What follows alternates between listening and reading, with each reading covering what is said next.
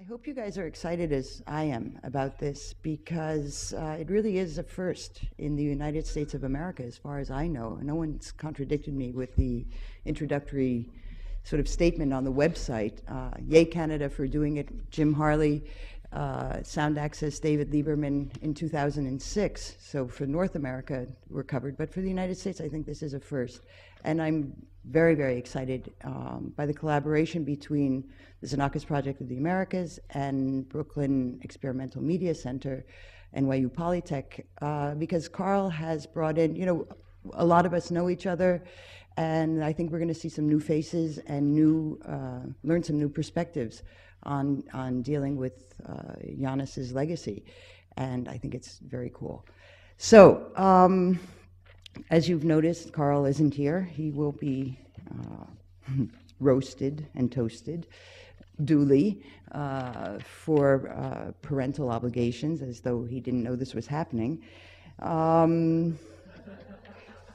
way in advance.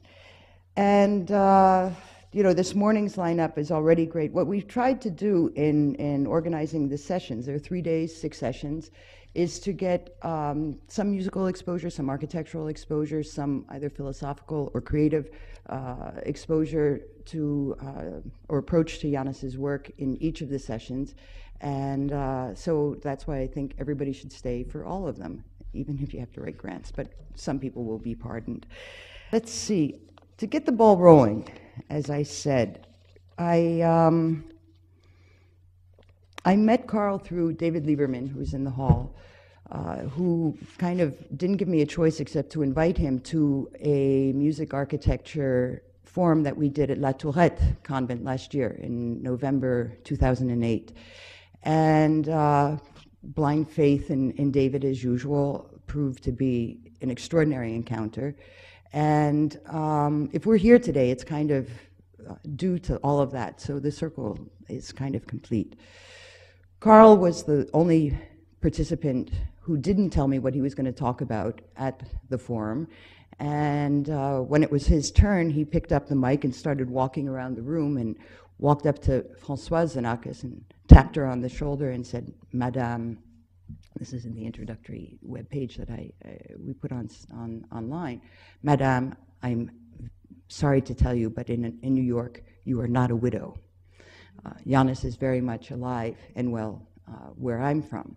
And so it didn't fall into a deaf ear, and so I cornered Carl afterwards and I said, we're doing this exhibit, we're trying to develop some public programming, prove your statement to Françoise correct.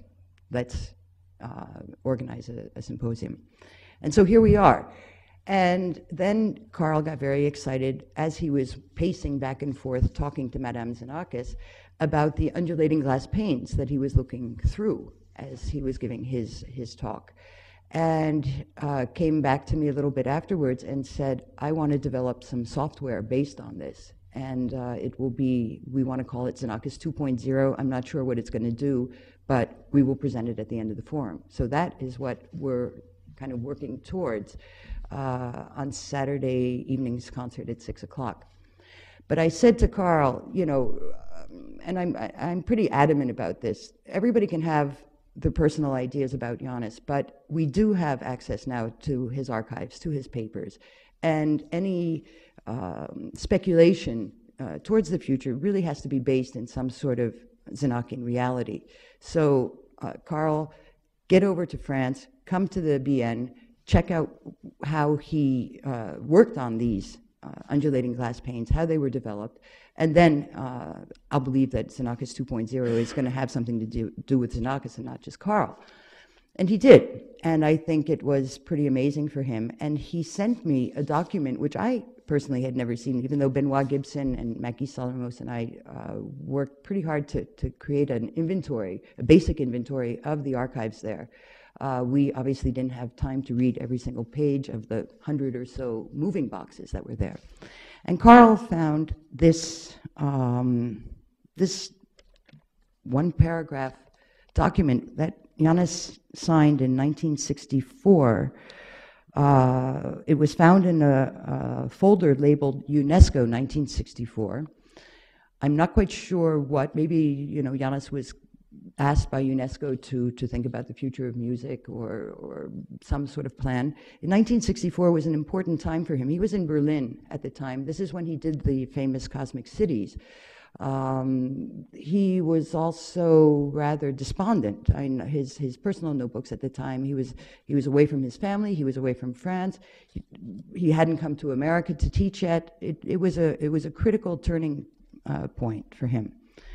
And so he just wrote this down. I don't know whether he ever submitted it or not to UNESCO, or if it was even for UNESCO, because we still have a lot of homework to do in the archives. And all of us as scholars and artists are invited to participate in creating a more detailed inventory and survey of what is to be found there. But here are the 5 points that Janis made in '64. Modern man's forced passivity in relation to the arts is a very serious problem.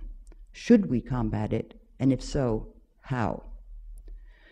2, statistical studies of aesthetic, quote unquote, configurations regarding various types of complex music are to be undertaken by opinion surveys comprised of concert goers and radio publics.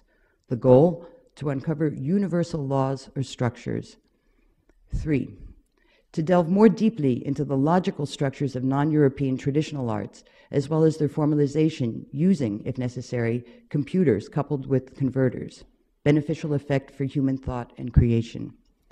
4, create a radically new logical mathematical charter for music pedagogy capable of serving a maximum number of populations in collaboration with musicologists, psychologists, sociologists, and enlightened pedagogues, employing various modalities according to various countries.